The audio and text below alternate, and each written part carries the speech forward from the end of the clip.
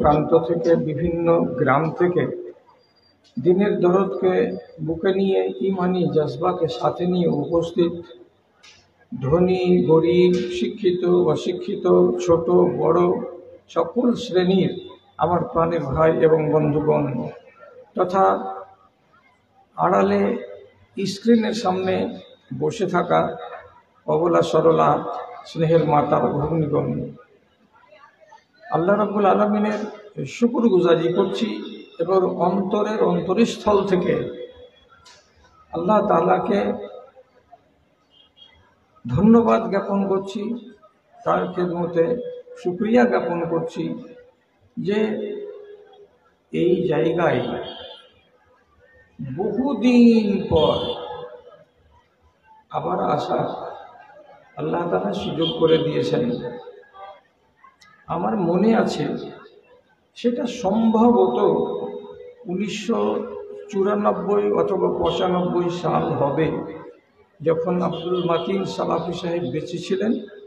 তখন তিনি আমাকে সাথে করে এখানে নিয়ে এসেছিলেন এবং আমি সেদিন ঘন্টা সোয়া ঘন্টা এই মাদ্রাসার এহাতায় কিছু বয়ান রেখেছিলাম। ওই মাদ্রাসা এটাই। আজকে জীবনের পড়ন্ত বেলায় 65 বছর বয়সে আপনাদের মুখোমুখি হওয়ার আবার সুযোগ পেলাম।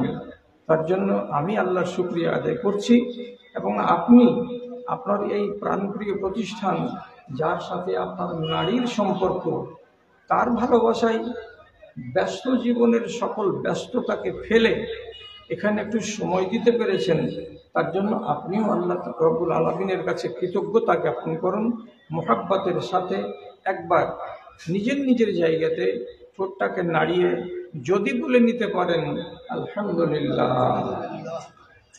তারপরে তার আখেরি রাসূল রাহমাতুল আলামিন, বিপ্লবী জননেতা জনাবে মুহাম্মদুর রাসূলুল্লাহ সাল্লাল্লাহু আলাইহি ওয়াসাল্লামের উপর শত সহস্র দরুদ ও সালাম বর্ষিত হোক। আল্লাহুম্মা সাল্লি আলাইহি, আল্লাহুম্মা বারিক আলাইহি। মাটি কি আমাদের জন্য সাক্ষী দেবে? একটা মশলা ওলামায়ে দ্বীন, বিশেষ করে সৌদি আরবের যারা মুফতি, তারা বলেছেন যে কোনো ভালো কাজের জন্য যদি মানুষ মনে করে জায়গা বদলাবো আর ওই কাজটা আবার করব, তাহলে জায়গা বদল হতে গেলে সেই জায়গা তার জন্য কিয়ামতের দিন সাক্ষী হতে পারে। এই জন্য আমরা ফরজ নামাজ পড়ে নেওয়ার পর অধিকাংশ লোক ওইখানেই সুন্নাত শুরু করি না, বরং একটু হটে যাই। তাহলে জায়গা বদল হতে গেলে আমার হিতে এটা যদি কল্যাণকারী হয়, তা আপনাদের মতো ভাই, দাদা, বাবাজি, যেগুলো আমার নাতিপোতার বয়সের আছে, তারাও যদি আমি একটু আর্জি করি যে যেখানে আছেন সে সেখান থেকে একটা ঘন্টার জন্য একটু কষ্ট করে আপনি আপনার সামনে একটু একখানা হাত এগিয়ে আসেন, তাহলে খুব বড় বেয়াদবি হবে কি? একসাথে করেন কাজটা, একটু করে আগে আসেন। আমার ভাই, আমার দাদা, আমার বাবা জীবন, আল্লাহ আপনার কল্যাণ করুন। একটু বসে যান, চটপট বসে যান, একদম বিক্ষিপ্ত হয়ে যেখানে সেখানে ছন্ন ছাড়া অবস্থায় থাকবেন না। বড় কথা, অনেকগুলো দুর্নীতি এবং বেয়াদবি আমাদেরকে মেনে নিতে হয়েছে। যে জালসার আদব যেটা, সেটা তো রক্ষা করতে এই যুগে আমরা 95% লোক পারি না। কেন যে আপনাকে যত সুন্দর জায়গা দেয়া হয়েছে, এই সুন্দর পরিবেশটাকে নষ্ট করে দিচ্ছে আপনার ডানে আর বামের এই শব্দগুলো, বাজারগুলো, হই হট্টগোল, লেনা দেনা, কেনা বেচা। এই পরিবেশে শান্ত মন নিয়ে আলোচনা করা বড্ড কঠিন ব্যাপার হয়। যাই হোক, সাড়া দিয়েছেন আমার কথাই, আল্লাহ আপনাদের মঙ্গল করুন। কথা আরম্ভ করছি। আরম্ভ করতে গিয়ে গোড়াতে বলছি, সূরা আম্বিয়ার 1 নম্বর আয়াতটা, সূরা আম্বিয়ার 1 নম্বর আয়াত। তাতে আল্লাহ তাআলা বলছেন মানুষের হিসেব দেয়ার দিন কাছিয়ে চলে আসছে, তথাপি তার কান খাড় হচ্ছে না, চেতন হচ্ছে না, বরং সচেতন হয়ে নাকে তেল দিয়ে আরামে ঘুমিয়ে আছে। কোথায় আছে মাইক পয়েন্টটা গো? ঘাটাঘাটি করিস না বাবা, ঠিক আছে ঠিক আছে, এটাকে নাড়াচাড়া করিও না, এইভাবে বারে বারে নাড়াচাড়া করিও না। হিসেব দেওয়ার টাইম চলে আসছে, অথচ আমরা অঘোর ঘুমে পড়ে আছি। আমার ভেতরটা একবার কেঁপে উঠে না যে হিসাব লাগবে, হিসাব দিতে হবে? কেউ তো আছে যে হিসাব আমার কাছে নিবে? তা আমার কান ঘামে না। পরিস্থিতিটা এই দাঁড়িয়েছে। তর্জমাটা কি? হলো দুইটা। একগুলো লোকের বয়স হয়ে গেছে, কবরে যাবে, আর বেশি আয়ু বাকি নেই, তবুও তার ভেতরে পরিবর্তন পরিলক্ষিত হয় না। যৌবনকালে যেমন ছিল সে বেহারা এবং দিন থেকে দূরে, তেমনি বয়স প্রাপ্ত হয়ে যাওয়ার পরেও ওই বেহারাই আছে। বেশি আল্লাহ রাব্বুল আলামিনকে ধরে শেষ বয়সে আল্লাহকে রাজি করে মরার মতো মানসিকতা দেখাতে পারছে না। এক। দুই নম্বর কথা, হিসাবের দিন কাছিয়ে আসছে, তার মানে কিয়ামত কাছিয়ে চলে আসছে। কিয়ামত কাছিয়ে চলে আসছে, অথচ মানুষেরা সজাগ হতে চাইছে না। এত তাড়াতাড়ি কিয়ামত চলে আসবে এটা বিশ্বাস করতে চাইছে না কেউ। কেন তাড়াতাড়ি কেন হবে? কেন বিশ্বাস হচ্ছে না আপনার যে কিয়ামত সন্নিকটে? এক গাদা লক্ষণ আছে হাদিসের ভেতরে, সেগুলোকে যদি কোনো আলেমের মুখ থেকে সিরিয়াল ওয়াইজ আপনি শুনতে পান, তাহলে অবশ্যই স্বীকার করবেন যে হ্যাঁ, কিয়ামত কাছে আসছে আর হিসাবের টাইম চলে আসছে। তবে আমি সজাগ হই না কেন? ভালো করে মনে রাখেন, বর্তমান জামানায় ধর্মকে কেনার লোক নেই, ধর্মকে বিক্রি করার লোক বেশি। আমরা ধর্মকে কেনার চেষ্টা করি না, যত দূর পারছি এই জামানার লোক ধর্মকে বিক্রি করতে পেলে সুযোগ হাতছাড়া করি না। দাদারে, ভাইরে, যেই ইসলামকে নিয়ে আজ নিজে আমি বলছি যে আমি মুসলমান, যেই ইসলামকে পেয়েছি বলে একটা ফর্ম ফিল আপ করছেন, তো সেখানে লিখছেন আপনার ধর্ম কি, তো আপনি বলছেন মুসলিম। সেই ইসলামের বয়স যদি রাসূলুল্লাহ থেকে শুরু করি, তাহলে একটু খেয়াল করবেন, এই ইসলামকে দুনিয়াতে প্রতিষ্ঠিত করার জন্য আমাদের বাপ দাদাদের, আমাদের 34 নম্বর পিঢ়ি, আমাদের বাপ দাদাদের কাউরি চামড়া গেছে, কাউরি তাজা রক্ত গেছে, কাউরি শরীর থেকে মাংসকে খুবলে নেওয়া হয়েছে, তারপরে ইসলাম দুনিয়াতে এসেছে, প্রতিষ্ঠা পেয়েছে। বসে বসে আরামে ইসলাম দুনিয়াতে আসেনি। আর যেই ইসলামকে আপনি ভাগীদার হয়েছেন, ভাগে পেয়েছেন, সেই ইসলামের প্রারম্ভিক কাল হচ্ছে অত্যন্ত বেদনাদায়ক এবং অত্যন্ত লোমহর্ষক। এমন ইসলামকে আপনি বাড়িতে জন্মসূত্রে পেয়েছেন, আপনার মা মুসলমান, আপনার বাবা মুসলমান, এই জন্মসূত্রে পাওয়া ইসলামকে পেয়ে আপনি নিজেকে সৌভাগ্যবান না মনে করে আপনি ইসলামকে আজকে অবজ্ঞা করছেন। বেশিরভাগ মুসলমান অবজ্ঞা করে। আপনাকে যা বলছি তথ্য সহকারে বলছি। যখন ঈমান আনার সময় হলো, আঙুলে গুনেন তো লোকটির নাম আম্মার, ইয়াসির, সুমাইয়া, সোহাইব রুমি, বেলাল হাবশি, হজরতে আলী, আবু বকর সিদ্দিক, হজরতে আয়েশা, হজরতে খাদিজা রাদিয়াল্লাহু তাআলা আনহা। ইতিহাস সাক্ষ্য দিচ্ছে 7 জন লোকের শরীরের চামড়া গেছে, রক্ত ঝরাতে হয়েছে। আবু বকরকে মার খেতে হয়নি, কেন যে তার বংশের তাপ ছিল বেশি, তার গায়ে আঙুল তোলার কেউ সাহস করেনি। হযরতে খাদিজা রাদিয়াল্লাহু তাআলা আনহা, তিনি হলেন বড় বংশের বৌমা, অতএব তার দিকে কেউ কড়া নজরে দেখবে সাহস করতে পারেনি। হযরতে আলী রাদিয়াল্লাহু তাআলা আনহু নেতা, আবু তালেবের বেটা, তার উপরে কেউ আঙুল তুলবে বা তাকে মারতে যাবে এ সাহস কেউ দেখাতে পারেনি। বাদবাকি লোকটি সুহাইব রাদিয়াল্লাহু তাআলা আনহু পিঠের চামড়া দিয়েছেন। হযরতে বিলালকে বালুতে শুইয়ে তার পিঠের চর্বিকে পর্যন্ত গলিয়ে বালুকে ভিজাতে হয়েছে।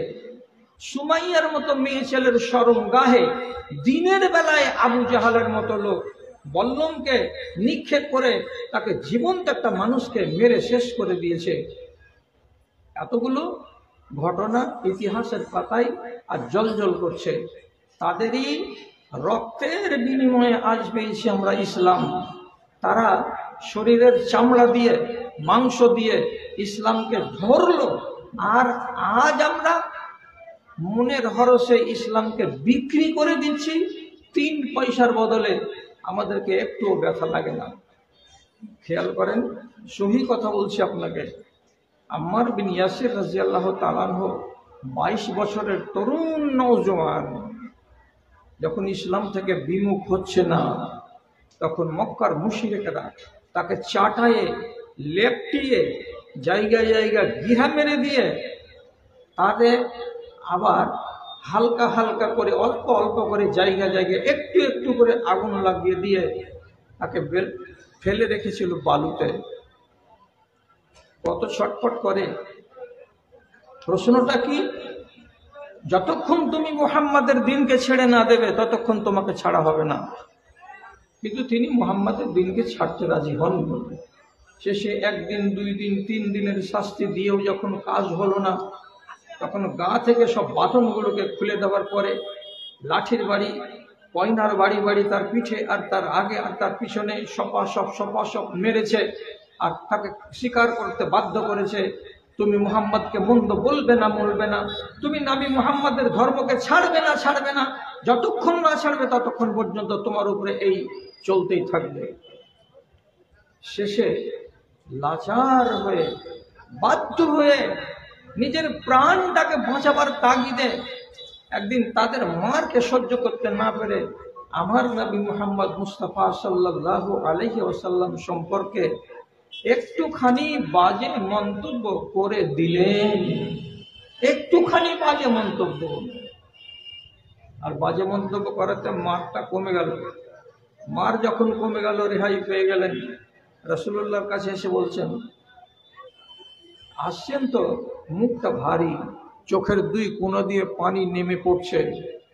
তখন রাসূলুল্লাহ আম্মারের মতো যুবককে ডেকে বলছেন, একদম সহিহ হাদিস বলছে, মা ওয়ারা আকা ইয়া আম্মার, আম্মার তোমার কি হয়েছে? তোমার মতো এমন তরুণ তুর্কি নওজোয়ান কাঁদে কেন? তোমার চোখে তো পানি আসার কথা নয়। আম্মার বলছেন, হে আল্লাহর রাসূল, এমন ঘটনা ঘটেছে আমার সাথে যে আমি সেই ঘটনাকে যখন স্মরণ করছি তখনই ভিতরটা আমার কেঁপে উঠছে। কি হয়েছে?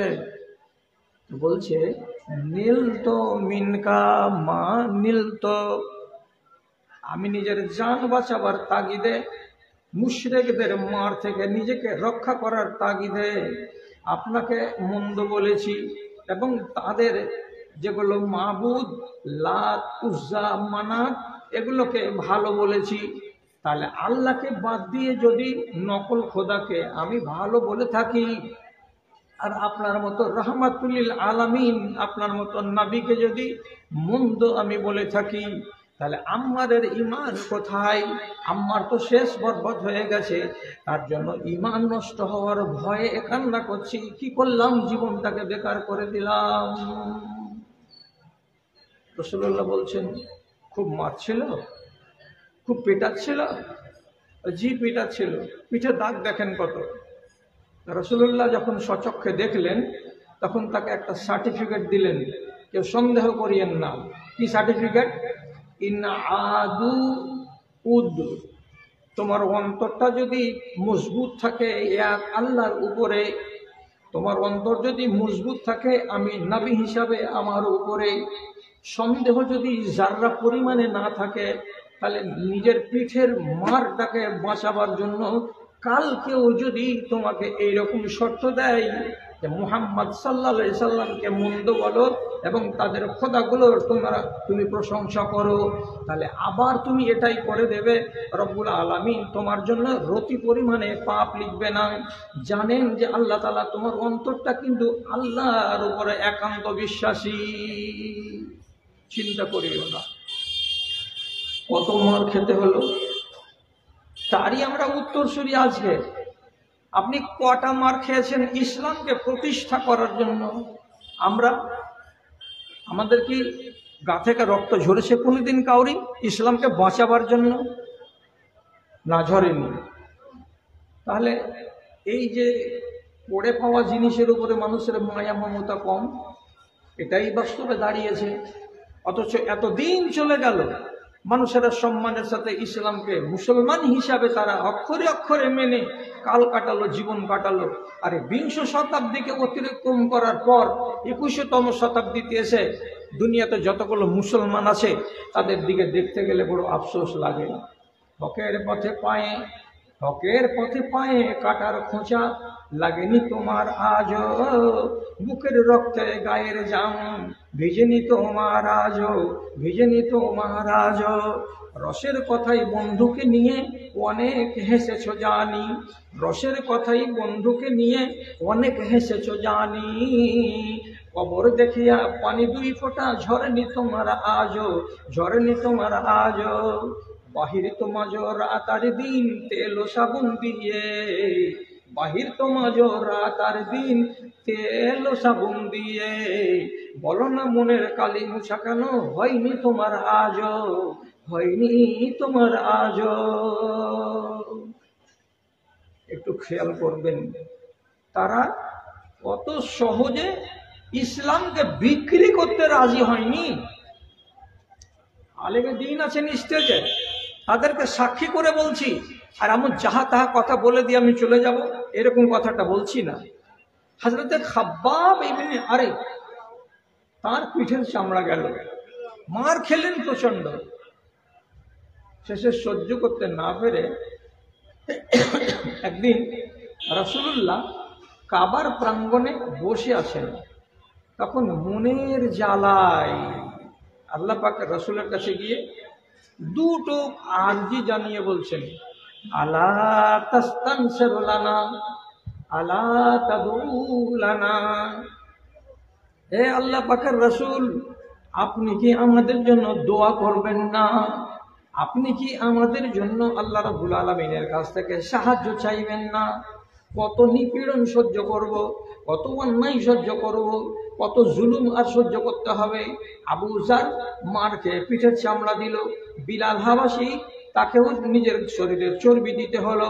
চোখের সামনে চলে গেল ইয়াসির, চোখের সামনে চলে গেল তার বিবি সুমাইয়া, চোখের সামনে দেখতে পাচ্ছি এই নওজোয়ান ভাই, তাকে দিবানিশি মেরে মারা হচ্ছে, পেটা হচ্ছে। কতদিন আর কতদিন আমাদের সহ্য করতে হবে?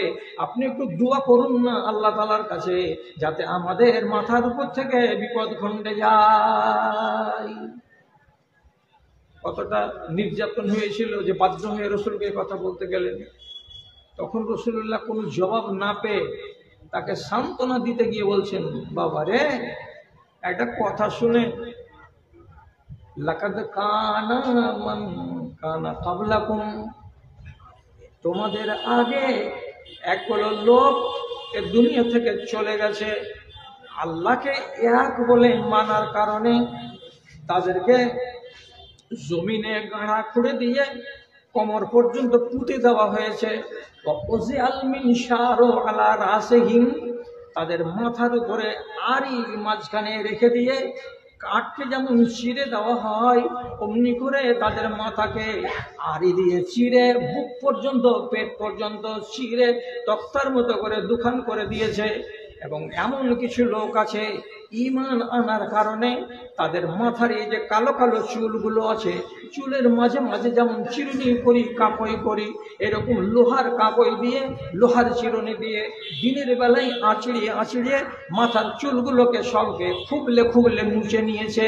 তথাপি সেই যুগের মানুষেরা ঈমান থেকে সরেনি, আল্লাহর দিন থেকে সরেনি।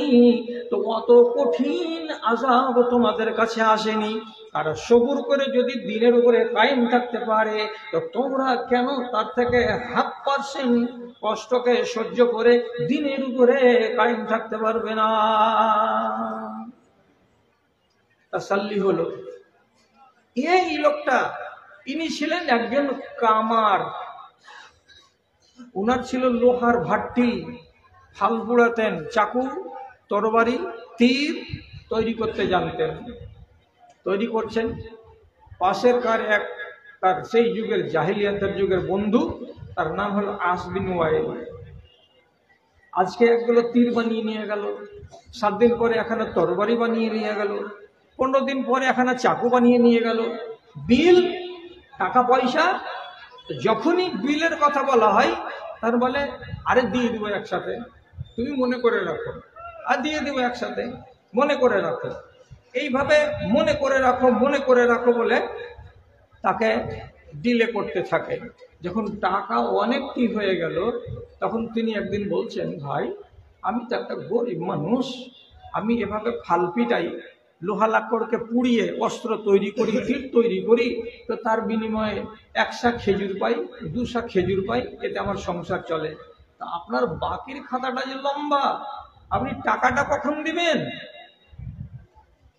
তখন আস বিন ওয়াইল বলছে, টাকা টাকা তুমি বলছো, টাকা তুমি পাবে, তবে শর্ত হলো একটা, আমার শর্ত যদি পূরণ করতে পারো তবে টাকা দেব, শর্ত যদি পূরণ করতে না পারো তাহলে টাকা পাবে না। টাকাটা নেওয়ার জন্য তখন খাব্বাব ইবনে আরেদ বলছেন, বলেন কি শর্ত আমাকে মানতে হবে? সাথে সাথে বলছে, আনতাকফিরা বিমুহাম্মদ, যতক্ষণ তুমি মুহাম্মদ সাল্লাল্লাহু আলাইহি সাল্লামের সঙ্গে কুফরি না করবে, তাকে যতক্ষণ পর্যন্ত অমান্য না করবে, নবী মুহাম্মদের সঙ্গে যতক্ষণ পর্যন্ত তুমি বিশ্বাসঘাতকতা না করবে, অতক্ষণ পর্যন্ত তোমাকে টাকা দেব না। তুমি বাপের ধর্মে ফিরে চলে আসো, আমার জাত, তুমি আমার জাতে চলে এসো, আর যত টাকা আছে সব তোমাকে শোধ করে দেব, আমি একটাও টাকা বাকি রাখবো না। বড় বাপের ধর্মে ফিরে আসতে হবে, আর নবী মুহাম্মদের সঙ্গে শত্রুতা করতে হবে, তার সাথে কুফরি করতে হবে, টাকা পেমেন্ট হয়ে যাবে কালকেই। রাজি আছো? তিনি কি বলছেন? তিনি বলছেন, মা আকফারা বিমুহাম্মদ হাত্তা তামুতা সুম্মা তুনশারা, তুমি যদি কথার কথা আজকে মরে যাও, আর আবার কেউ যদি তোমাকে জিন্দা করে দেয়, তো তুমি মরে গেলেও আর মরে যাওয়ার পরে জীবিত হয়ে গেলেও আমি কোনোদিন নবী মুহাম্মাদের ধর্ম থেকে সরব না, আমি নবী মুহাম্মাদের ধর্মের সঙ্গে বিশ্বাসঘাতকতা করব না। তুমি মরে যাও তাও ভালো, আর মরার পরে আবার জিন্দা হয়ে যাও তাও ভালো, আমার তোমার টাকার দরকার নাই, আমার এখান থেকে তুমি চলে যাও। খেলা পেয়েছো আমার ইসলামকে? আমি রক্ত দিয়ে ইসলামকে বাঁচিয়েছি, আমি রক্ত দিয়ে ঈমানকে বাঁচিয়ে রেখেছি, আর সেই ঈমানকে তুমি আমার কাছ থেকে এই সামান্য 50-60টা দিরহামের বদলে তুমি কিনে নিতে চাইছো, এটা অসম্ভব, কেনে যাবে না। তাহলে তাদেরই তো আমরা উত্তরসূরি। আজ আমাদের ঈমান বেচতে টাইম লাগে না, ওরা খরিদ করেছে ঈমানকে জান দিয়ে আর মাল দিয়ে, আর আমি আজকে ঈমানকে বিক্রি করছি, যেখানেই সুযোগ লাগবে সেখানেই বিক্রি করে দেব।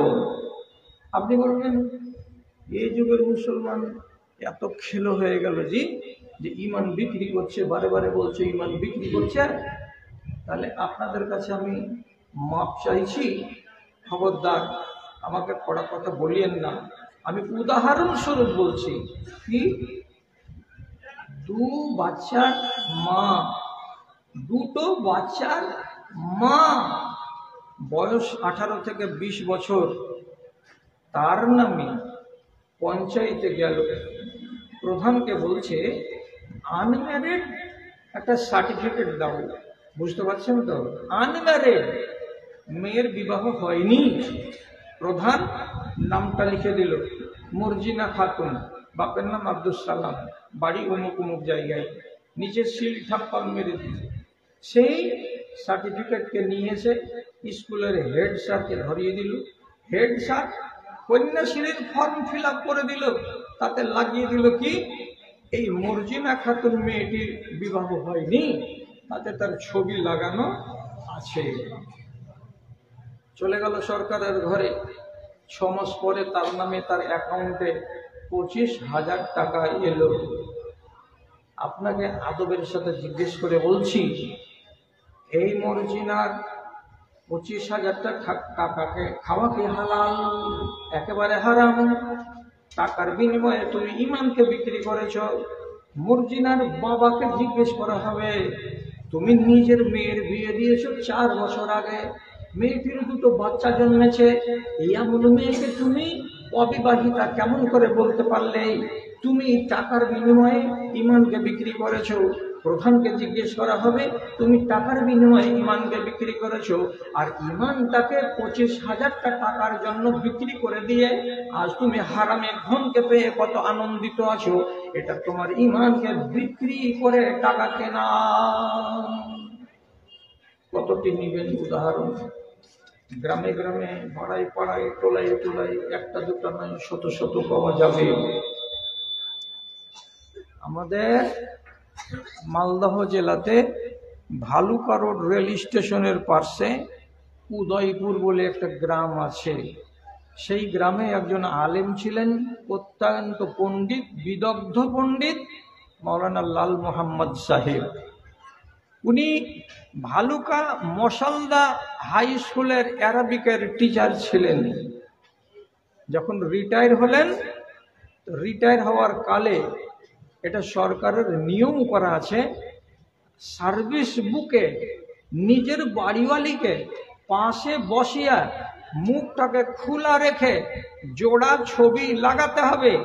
আর সেই জোড়া ছবি গভর্নমেন্টের ঘরে যাবে, 10টা অফিসকে ঘুরে ঘেরে আপনার নামে পেনশনের কাগজ আসবে। সে পেনশনের অ্যাপয়েন্টমেন্ট লেটারে আপনার আর আপনার স্ত্রীর জোড়া ছবি লাগানো থাকবে। ব্যাংকের খাতাতেও মিয়া বিবির জোড়া ছবি থাকবে। উনি সার্ভিস বুক জমা দিলেন, তো সার্ভিস বুকে শুধু তার ছবি আছে, পার্শ্বে বিবির ছবি নাই। ডিআই বললেন যে বিবির ছবি কই? তো বললে আমার বিবি তো নিবে না, পেনশন নিবে না, আমি নিব পেনশন। বলছে না, আপনার স্ত্রীর ছবি এখানে বসাতে হবে। নিবেন না নিবেন পরের কথা, এটাকে চালু করতে হলে আপনার ওয়াইফের ছবি একসঙ্গে তুলে এখানে লাগাতে হবে, তাছাড়া হবে না। উনি বললেন জি না, আমি আমার ওয়াইফের ছবি আপনাদের মতো আজনাবির সামনে দিতে পারবো না। ফাইল আটকা থাকলো। শেষবারের মতো চিঠি হলো, 15 দিনের ভেতরে যদি আপনি মিয়া বিবির যুক্ত ছবি দেন তাহলে ফাইল এগোবে, নাহলে আপনার ফাইলটাকে ক্লোজ বলে রিজেক্ট করে দেওয়া হবে। আপনি সশরীরে এসে জবাব দেন। 4 মাস পরে মালদা টাউনে ডিআইয়ের অফিসে গিয়ে তিনি বললেন, যখন খাড়ো হলেন, আপনি ছবি এনেছেন? বললেন না, আনেনি। ছবি আপনি দিবেন না? না, দিব না। আপনার পেনশনকে ক্যান্সেল করে দেওয়া হলো। উনি বললেন ক্যান্সেল করে দেন। ওর চোখের সামনে ক্যান্সেল করে ফাইল ওকে ধরিয়ে দেওয়া হলো। এবার আপনি জিজ্ঞেস করেন এটা কেন হলো? উনি বলতে চাইলেন, আমি যেই বিবিকে আল্লাহর এবং আল্লাহর রসুলের কানুনের মধ্যে বিবাহ করে বাড়ির পর্দার ভিতরে রেখেছিলাম, আজনবীর মুখ আমি দেখতে দিই নাই। এটাই ছিল তরিকা কার তো আয়েশার। এটাই তরিকা ছিল কার? তো ফাতেমার। এটাই তরিকা ছিল কার? তো উম্মে সালমার।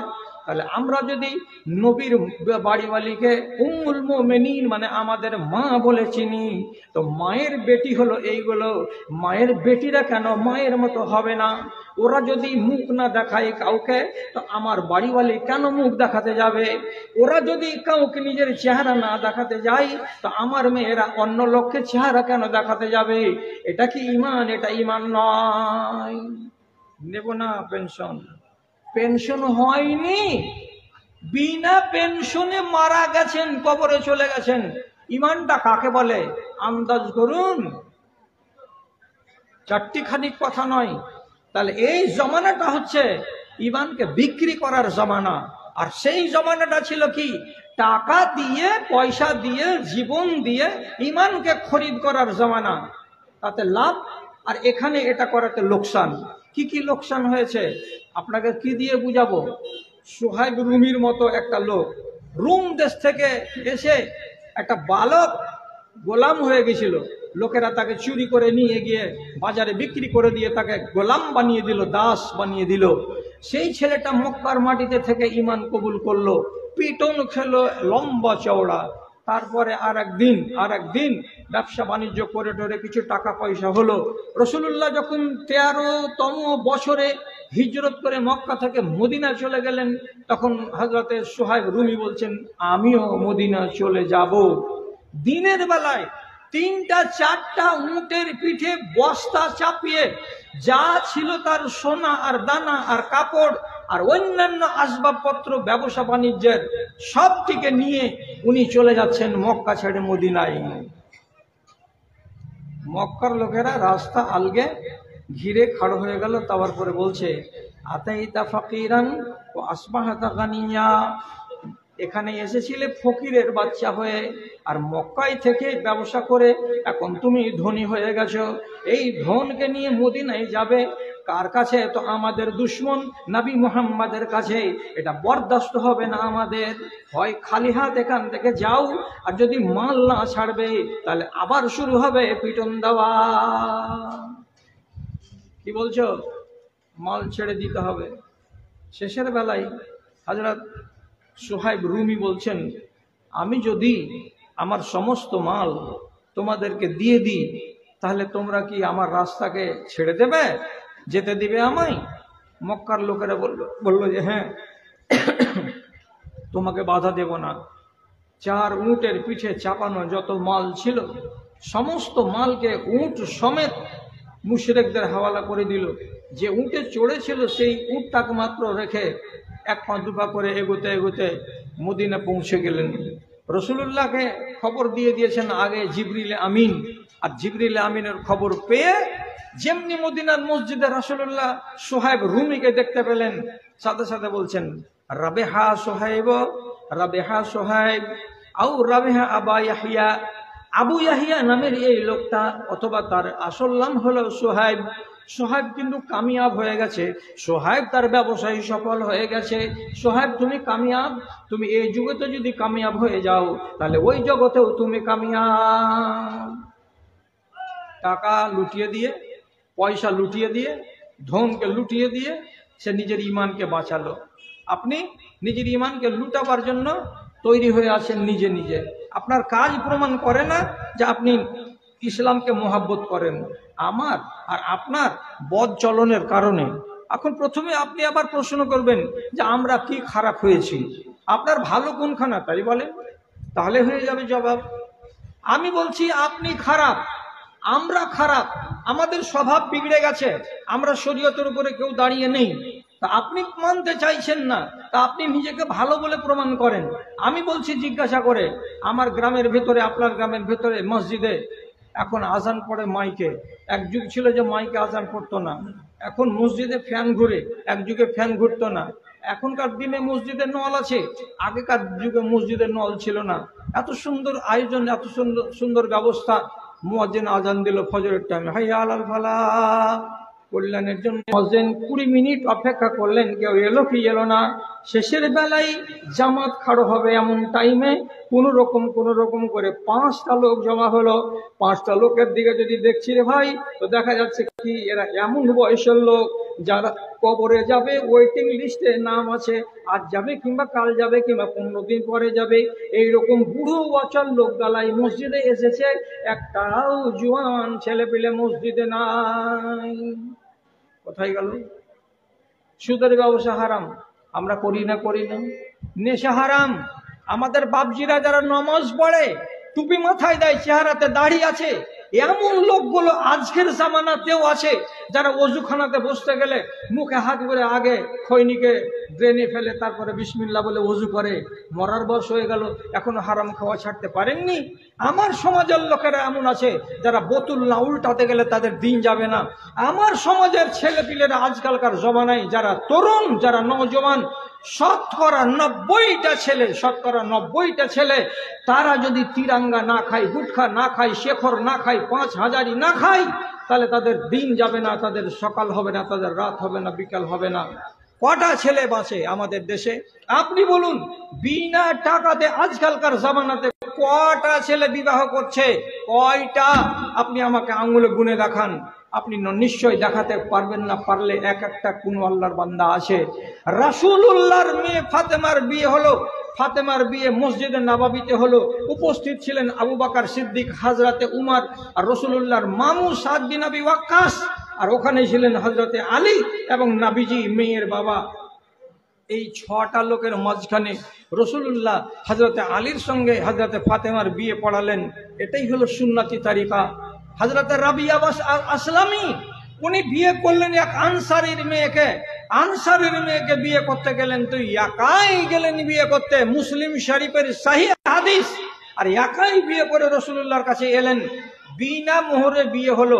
জোহরের ঢিলাতে একটা খেজুরের বিচির সামান সোনাকে আল্লাহ পাকের নবী সাহাবীদের কাছ থেকে কালেকশন করে তাকে দিলেন। তিনি আবার জোহরের পর দিয়ে আসলেন কাকে? নিজের শ্বশুরকে। এটা আমার বিবির মোহরানা দিলাম। মাগরিবের পরে মসজিদে নববীতে আল্লাহ পাকের নবী ব্যবস্থা করলেন তার ওয়ালিমার দাওয়াতের, যে এই ওয়ালিমার দাওয়াত হলো বরকতের। তুমি বিয়ে করলে তো এই লোকটিকে খাওয়ালে এই 20 জন লোক তোমার জন্য দোয়া করে দেবে। এখানে বরযাত্রী দেখতে পেলাম না। আপনাকে আমি ওয়াজ করতে করতে আমার মতো আরো 10 জন 20 জন লোক কবরে চলে গেল, কাউরি চুল পেকে গেল, কেউ কবরে যাব করছে, তথাপি আমি আপনাদেরকে সোজা করতে পারিনি। 25টা মেয়ে ছেলে বরযাত্রী যায়, কিসের পাওয়ারে? 100টা বরযাত্রী আপনার ছেলের বিয়েতে যায়, কিসের পাওয়ারে? আপনার ছেলের যখন বিয়ে পড়ানো হচ্ছে তখন কাজী সাহেব বলছে 50,000 টাকা ধার্য মোহর, তার ভেতরে 50 টাকা নগদ, অবশিষ্ট 49,950 টাকা বাকি রাখিয়া সহিমউদ্দিন সাহেবের মেয়ে রোজিনা খাতুনকে তুমি কবুল করলা? তো সে বলছে জি কবুল করলাম। তুমি 50টা টাকা নগদ মোহরানা দিয়ে স্ত্রীকে কবুল করে এনেছো, আর যে গাড়িটাতে করে তুমি নিয়ে এসেছো তোমার বিবিকে, সে গাড়িটার ড্রেসিং চার্জ ফুল দিয়ে সাজানোর চার্জ হলো 5,000 টাকা। তোমার যদি লজ্জা থাকতো, ড্রেসিং করা কার না দিয়ে তুমি 5,000 টাকা যদি তোমার হবু স্ত্রীকে মোহরানা দিয়ে, তো তার মনের ভেতরে তোমার নামে মোহাব্বত তৈরি হতো যে আমার স্বামী কত আত্মমর্যাদাশীল, যে আমাকে প্রথম দিনই আমার নামে 10,000 টাকা মোহরানা দিয়ে দিয়েছে। কিন্তু সেটা না করে তুমি কি করেছো? হাদিসকে বুড়ো আঙুল দেখিয়েছো। আল্লাহ রাব্বুল আলামিনের নবী বলছে খায়রুন নিকাহে আইসারহু মাউনাতান, যত নিকাহাতে খরচ কম হবে তত নিকাহাতে রব্বুল আলামিন বরকত দেবেন। তাহলে আপনি নিজে বলুন, 12খান মারুতি কার যদি যাই বরযাত্রীকে নিয়ে, 4 বারং 48,000 টাকা শুধু মারুতির ভাড়া দিয়ে দেওয়া হলো। যদি ওই বাড়িতে 100 জন বরযাত্রী খেয়ে আসে, আপনার বাড়িতে যেদিন কালকের দিন জাফত হবে, এটা তো ওয়ালিমা, ওয়ালিমার দাওয়াত তো বিনা পয়সাতে খাবে গ্রামের লোক এবং মেহমানেরা, আর আপনার ছেলেকে দোয়া দিয়ে যাবে। অথচ আপনি কি সিস্টেমটা করলেন, গ্রামের লোক আর কুটুম লোক যত লোককে আপনি দাওয়াত দিয়ে খাওয়ালেন, খেয়ে দিয়ে তারা বাইরে আসে তো টেবিল পেড়ে বসে আছে, মুহরিল কেরামন কাতেবিন, আপনার টাকা কত টাকা দিবে বলো? বলছে 500 টাকা লিখে নাও। আপনার নামে লেখা হচ্ছে 500 টাকা। আপনি একটা কলসি দিলেন তা লেখা হলো, আপনি জগ দিলেন তা লেখা হলো, চলে গেল। যখন মেয়ের বাবার বাড়ি খেলো তখন ওটা ছিল গানিমাতের মাল, পরের বাবার মালে লপ লপ করে ভরো, আর তোমার নিজের বাড়ির খানার বেলা টাকা অঙ্ক গুনে দিতে হবে। ফাজলামও পেয়েছেন শরীয়তকে। শরীয়ত তো খেলনা নয় কাউরি কাছে। আল্লাহর কসম খেয়ে বলছি, বর্তমান জামানাতে ইমান ঠিক হয়ে নাই, ইমান অসুরক্ষিত আছে, ইমান শুধু কাঁপছে। তার জন্য ক্ষতি কার কার হচ্ছে? ক্ষতি কার কার হচ্ছে? ক্ষতি হচ্ছে আবলা জানোয়ারদের। মানবেন না? মানবেন না? হযরত আবু হুরায়রা রাদিয়াল্লাহু তাআলা আনহু বলছেন, ইন্নাল হুবারা লা তামুতু ফি তাহাতাল আরজে হাজালান মিন খাতিয়াতি ইবনে আদমা। মাটির তলাতে একগুলো পোকা আছে, এত বড় বড় পোকা, সাদা সাদা পোকা, যাকে আমরা কড়া পোকা বলি। তো আবু হুরায়রা রাদিয়াল্লাহু তাআলা আনহু বলছেন, মাটির তলার কড়া পোকাগুলো হাজার হাজার লক্ষ লক্ষ কষ্ট পাচ্ছে মাটির তলায়। কেন কষ্ট পাচ্ছে? বানি আদম অর্থাৎ আদমের বেটারা পাপ করবে, অপরাধ করবে, ব্যভিচার করবে, চুরি করবে, ডাকাতি করবে, ছিনতাই করবে, আর সারা সারা দিন মোবাইলে গেম খেলবে, চ্যাটিং করবে, আর পাবজি গেম চালাবে। এই সমস্ত নাফরমানদের কারণেই আল্লাহ তাআলা আসমান থেকে পানি বন্ধ করে দিয়েছেন। আর পানি না আসার কারণে পোকাগুলো মাটির তলাতে বড় কষ্ট পাচ্ছে। কেন কষ্ট পাচ্ছে? একটু কাছাকাছি দিয়ে বললেন, একটু বাড়ায়। আচ্ছা ঠিক আছে, কোনখানে? ওই ওখানে আমি গেছিলাম। আচ্ছা বেশ, ঠিক আছে। একটু বাড়িয়ে দেন তো তাহলে ঠিক আছে। তো তাহলে মাটির তলের পোকাগুলো কষ্ট পাচ্ছে কার কারণে? কি বলছেন উনি হাদিসে? বানি আদমের কারণে। আপনি যদি পাপ না করেন তো পানি বন্ধ হবে না। আমার পাপের কারণে পানি বন্ধ হয়ে যায়। হাদিসের ভেতরে রব্বুল আলামিন বলছেন, নবী বলছেন, লাউলাল বাহাইমু লামা ইউমতিরু। দেশের মাটিতে যদি অবলা জানোয়ার না থাকতো, দেশের মাটিতে যদি যেগুলো কথা বলতে পারে না এমন প্রাণীগুলো না থাকতো, তাহলে এরা না থাকতে গেলে তোমরা পানি পেতে না, তোমরা পানি পেতে না। তোমাদের মতো জালেম মানুষগুলোকে আমি পানি দিই না। আমি কার উপরে দয়া করে পানি দিই? অবলা জানোয়ার, গরু আছে, ছাগল আছে, ভেড়া আছে, বনের জঙ্গলে কতগুলো জীবজন্তু আছে, তারা যখন ত্রাহি ত্রাহি করে পানির জন্য, তখন ওই অবলা জানোয়ারদের দিকে দেখে আমি আসমান থেকে পানি নামাই, আর সেই পানিতে ওদেরও লাভ হয় আর তোমাদেরও লাভ হয়। অবলা জানোয়ার যদি না থাকতো, তোমাদের মতো পাপী মানুষগুলো জীবনে পানি পেত না। কত সত্য কথা। কার দৌলতে পানি পাচ্ছি? ওদের চিৎকার চেঁচামেচিকে দেখে আল্লাহ তাআলা আমাদের পানি দিচ্ছেন। আর আবু হুরায়রা কি বলছেন? মাটির তলার পাখিগুলো, পোকাগুলো কষ্ট পাচ্ছে কার কারণে? বানি আদমের গুনাহের কারণে। তাহলে আপনি আর আমি নিজেকে এত নিচে নামালাম কেন? এভাবে কি ইসলাম টিকে? আর এভাবে কি টিকানো যায়? আর এটাই কি ইসলাম? যেটা রাসূলুল্লাহ বলছেন সেটা মানব না?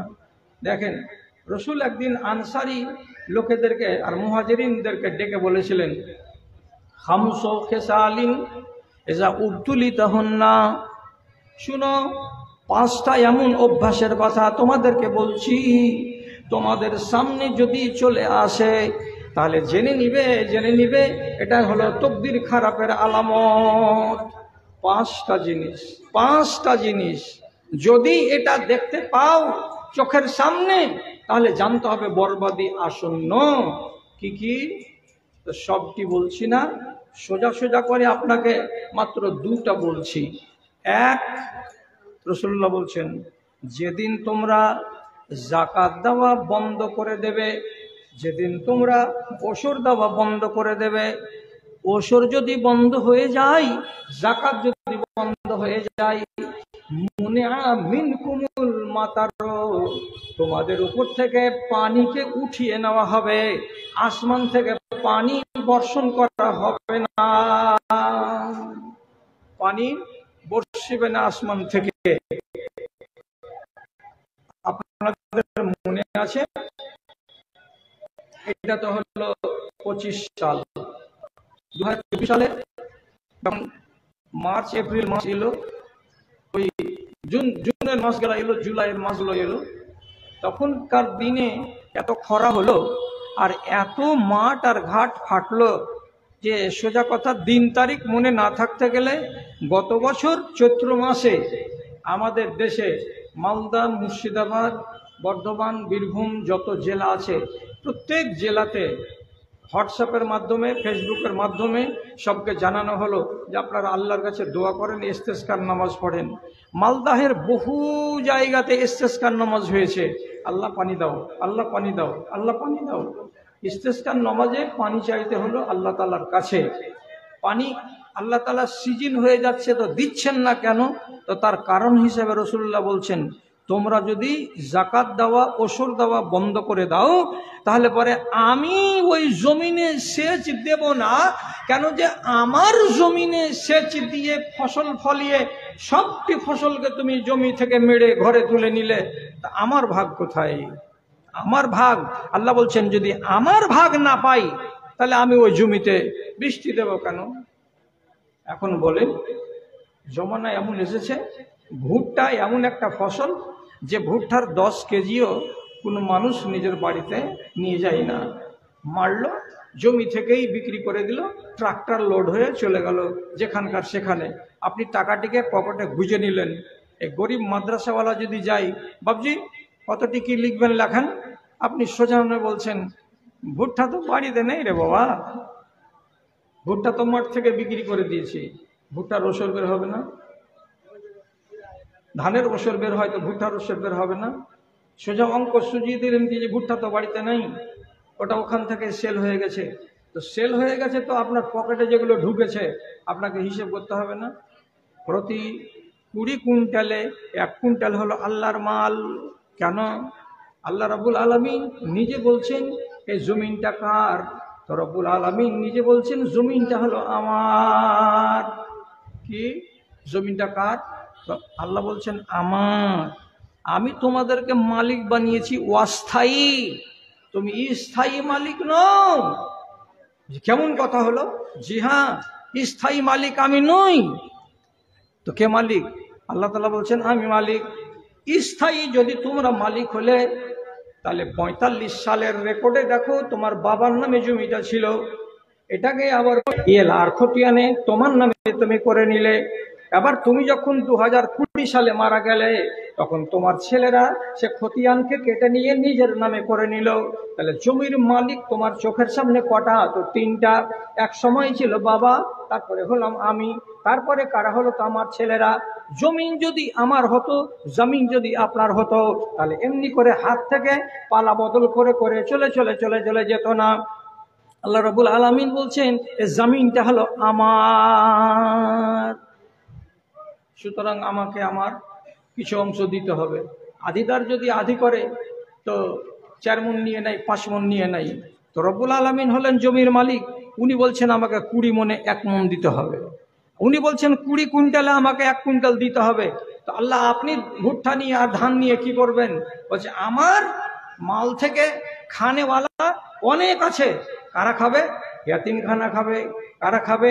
মাদ্রাসাওয়ালারা খাবে, কারা খাবে? যেখানে দিনী প্রতিষ্ঠান খোলা আছে তারা খাবে, কারা খাবে? গরিবেরা খাবে, দুঃখীরা খাবে, বুড়া বেওয়ারা খাবে। এই জন্য আমার মালগুলো এই সব পারপাসে খরচ করা হবে।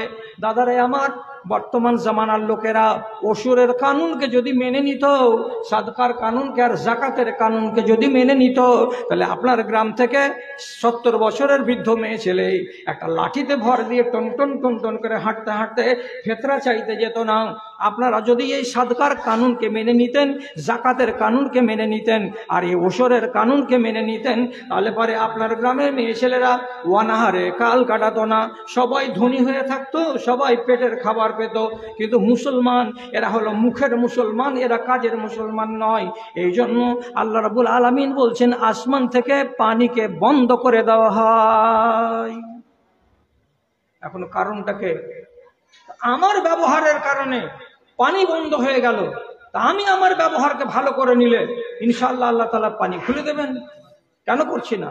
রব্বুল আলামিনের নবী আবার বলছেন এজা ফাশা ফীহিম আয-যিনা, যখন দেশের মাটিতে ব্যভিচার বেড়ে যাবে, বিচার হবে না, সালিশ হবে না, কোনো মোড়ল কথা বলবে না, কোনো সমাজের দায়িত্বশীল কথা বলবে না, সবাই গঙ্গা হয়ে বসে থাকবে। আর যখন ব্যভিচারটা সাধারণ হয়ে যাবে দেশে, তখন তোমরা মনে রেখো আমি আল্লাহ রাব্বুল আলামিন দেশে এমন আযাব পাঠাবো, এমন আযাব পাঠাবো, এমন মহামারী পাঠাবো যার নাম তোমরাও শুনোনি, তোমাদের বাপ দাদারাও শোনেনি। এমন নাম আর এমন আযাব আমি দুনিয়ায় পাঠাবো মাল্লাম ইয়াসমা আবাউকুম ওয়া আজদাদুকুম, যার নাম তোমাদের বাপের আমলেও তোমরা শুনোনি, তোমার দাদার আমলেও ওই মহামারীর নাম তোমরা শুনোনি। এমন আযাব তোমাদের কাছে পাঠাবো যদি ব্যভিচারটা সাধারণ হয়ে যায়। এখন নিজে হিসাব করেন আমাদের দেশের হাল কি আছে। আল্লাহ রহম করে আপনারা ঘাটা ঘেরিয়েন না আমার, আমি দ্বিতীয়বার আসবো না। আর কাজে এই দিক যা আমার বলার আছে আমি বলে নিচ্ছি, যদি বিয়াদবি হয় তা আজকে ক্ষমা নিয়ে নিব। এখনকার দিনে যারা শিক্ষিত, যারা শিক্ষিতা, যারা স্কুল কলেজের মুখ দেখেছে, এমন ছেলে আর এমন মেয়ে, শতকরা ৮০টা ছেলে এবং মেয়ে একজন আরেকজনকে ভালোবাসে, একজনের আরেকজনের সঙ্গে লিঙ্ক তৈরি হয়ে আছে, একজন আরেকজনের সঙ্গে সম্পর্ক গড়ে রেখেছে। আর তারা নিজেদের সম্পর্কের মধ্যেই বিবাহ করার চেষ্টা করছে। এখানে ক্ষেত্র বিশেষে যদি কোনো বাবা নিজের মেয়ের মর্জি মতো বিবাহ না দেয়, তাহলে আপনারা চোখের সামনে দেখতে পাচ্ছেন, চোখের সামনে মেয়ে বাবাকে না জানিয়ে বাড়ি থেকে আউট হয়ে যাচ্ছে, ছেলে ঠিক জায়গাতে হাজির হয়ে ইসলামপুর কোর্টে গিয়ে তারা বিবাহ করে নিয়ে সংসার কায়েম করছে। আপনি ভেবে দেখেছেন এটা বিবাহ না এটা ব্যভিচার? কোনো বাপ দেখে না, কোনো ভাই দেখে না। 1 মাস পরে যদি ওই বউ আর ওই ছেলে গ্রামে ফিরে আসে, তো সমাজের কোনো মোড়ল সর্দার একবার আওয়াজ করে না এইরকম দুঃশাসন এখানে যে চলছে, তোমরা কিছু করলে? কেউ করে না। করে কি? করে না। আপনিও মেনে নিলেন, আমিও মেনে নিলাম, অথচ এই অন্যায়টা গোড়াতে যে হয়েছিল আর এটা যে ভুল, এটা যে বিবাহ নয়, তার খেসারত কতদিন দেবে এই ছেলে এবং এই মেয়ে? যতদিন তারা সাংসারিক জীবন গত করবে, যতদিন তারা দুনিয়াতে বেঁচে থাকবে, যতদিন তারা শারীরিক সম্পর্ক কায়েম করবে, তারা ব্যভিচার করবে, ব্যভিচার করবে, ব্যভিচার করবে। এবং ওদের ঔরসে যদি বাচ্চা পয়দা হয়ে যায়, তো রব্বুল আলামিনের নবীর ফয়সালাতে এটা বিবাহ হয়নি, কাজে ব্যভিচারের বাচ্চা। আর ব্যভিচারের যদি এগুলো বাচ্চা হয়, এগুলো হলো সব জারজ সন্তান, একটাও তার হালাল সন্তান নয়। কত আছে, কত আছে? আপনি বলবেন বলবি সাহেব এগুলো আজ এই জমানায় চলবে না। আমিও জানি এই জমানায় ওইগুলো আজ চলবে না। ঠকবাস্তে গাউজার, আপনি সিজদাতে গিয়ে পড়ে জান্নাত খুঁজছেন, আর সিজদাতে পড়ে জান্নাত খোঁজার আগে নিজের অন্তরটাকে দেখেননি যে আমার অন্তরটা কেমন হয়ে আছে, এখানে ঈমান ঠাঁই পেয়েছে না পাইনি, আমার জান্নাতকে। আর সবই কাজ আমি একের পর এক অন্যায়ভাবে করে চলে যাচ্ছি। আল্লাহ আমাকে ছেড়ে দেবেন? হরগিজ ছাড়বেন না। বরযাত্রী যাওয়াকে হারাম বহুদিন আগে আহলে হাদিস আলেমেরা ফতোয়া দিয়ে রেখেছেন যে শরীয়তে কোনো জায়গাতে নেই। আপনি যত বলবেন তত বরযাত্রীর সংখ্যা দিনের দিন বাড়বে। গত কয়েকদিন আগে শামসিতে আমার বাড়ির কাছে একটা হোটেল আছে, বিসমিল্লাহ হোটেল। বিসমিল্লাহ হোটেলে 16 জন লোক খানা খেলো। তো প্রত্যেকের হাতে দেখছি একটা করে নতুন নতুন ব্যাগ, আর ওই দোকানদারের সিল লাগানো ব্যাগ। আমি বললাম এটা কিসের কি গো? ওই যে ছেলে আর মেয়ে পক্ষ উভয় মিলে আজকে বাজার করলাম, হাট বাজার। তা আমি বলছি যে মেয়েটা সম্ভবত সোনিয়া গান্ধীর মেয়ে হবে, আর ছেলেটা হতে পারে এইরকমই যে ওটা মনমোহন সিং এর কোনো ভাতিজা ভাগনা টাগনা হবে। না হলে বাপকালামি জীবনে যে একটা সাদা থানের আন্ডার প্যান্ট পরেছে, আর সেই ছেলেটার জন্য আজকে বাজার করতে লোক লাগুক কটা? তো 16টা। হাসবার কোনো জায়গা আছে? ওই ছেলেটা একাই কিনতে পারতো না? ছেলেটার বাবা একাই কিনতে পারতো না? এত তাফালিংটা কিসের? দুই পক্ষটা কিনবে, জামা কাপড় কিনবে, তার জন্য 16 জন লোক লাগলো। সুবহান আল্লাহ, সুবহান আল্লাহ। 16 জন লোক এসে আবার ওইখানে প্রত্যেকটা লোক মাংস ভাতকে মুচড়িয়ে দামড়ে খায়ে 200 টাকা করে বিল, 3200 টাকা হোটেলে বিল হয়ে গেল। শেষের বেলায় কথা হচ্ছে টাকা কে দেবে? কিছু নিয়ম তো হলো মেয়ের বাবার দেওয়া। মেয়ের বাবাই খাট্টা খেয়েছে না? আপনি ছেলের বাবা তো 7 খুন আপনার মাপ। কোনটা ভালো? গোড়াটা ভালো, শেষখানা ভালো, মাঝখান ভালো? আপনারা আমার উপরে রাগ করিয়েন না। কাজী সাহেব যখন খুতবাটা পড়ে আর পড়ার পরে যখন ইজাবটা করাই, এত টাকার বিনিময়ে তুমি উমুকের মেয়েকে স্ত্রী বলে কবুল করলা, ও যদি বলে হ্যাঁ কবুল করলাম, তো এটাই শুধু সুন্নাতি। এর পরে আর এর আগে যতগুলো হয়েছে আল্লাহর কসম খেয়ে বলছি, একটাও দিন নয়, একটাও সুন্নাত নয়, একটাও নবীজির তরিকা নয়। মেয়ে দেখার ইচ্ছা আছে, ছেলে যাবে মেয়েকে দেখে আসবে। ছেলের বাবা যেতে পাবে না, ছেলের চাচা যেতে পাবে না, অন্য কোনো লোক যেতে পাবে না। পাবে না কেউ যেতে। আপনি মানেন না? মানি না।